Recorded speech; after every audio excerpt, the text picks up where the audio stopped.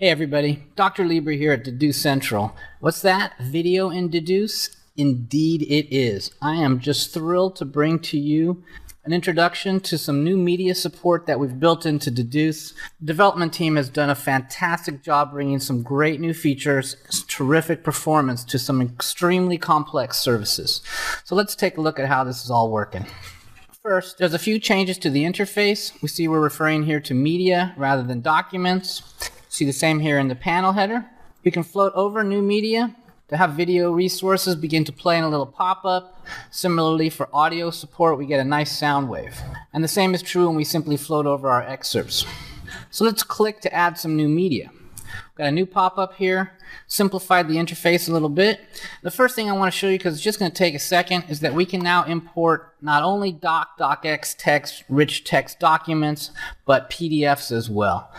So let's grab a PDF, hit open, boom, processing on our server side, converting that PDF to text, and there we go. A fully excerptable document inside of Dedoose. The engine that we've got in here to handle this is a little temperamental, so it doesn't work perfectly for all PDFs, but we've made huge advances here, and hopefully people will really be able to take advantage of that. Okay, so let's go back home, see what it looks like to import other types of media. To import video, simply click Import Video.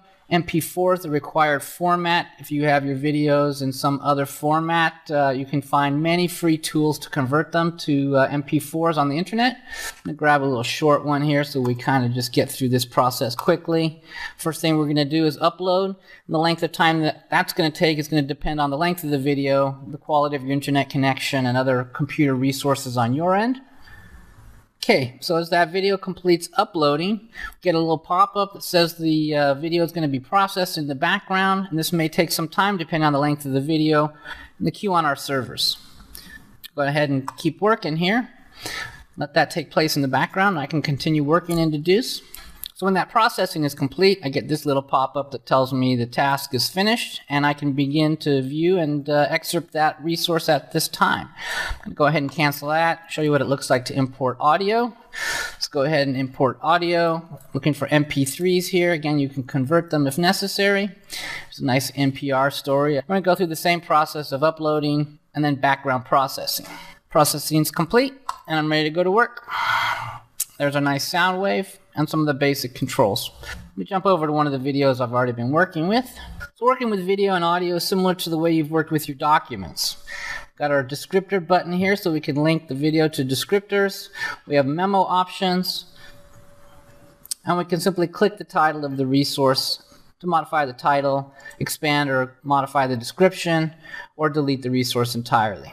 By default, I'm looking at the full length of the video here, but I've got this zoom control so I can look at smaller and smaller sections of the video, and I've got this slider so I can move along the length of the video as well.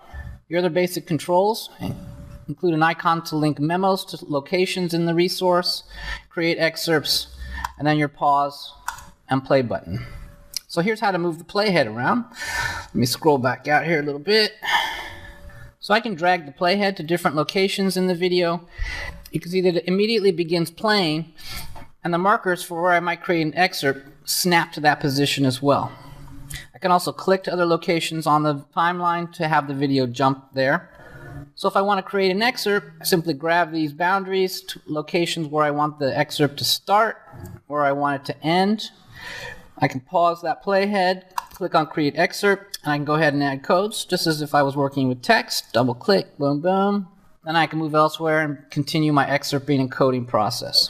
You can see, as with the brackets and documents, the locations where excerpts have been created in video and audio are marked by these bars, and a simple click on that marker takes me to that excerpt in editing mode so I can modify my coding or waiting activity, and it begins to play the clip. Adding memos to a video, simply jump to a location, click on the Create Memo button.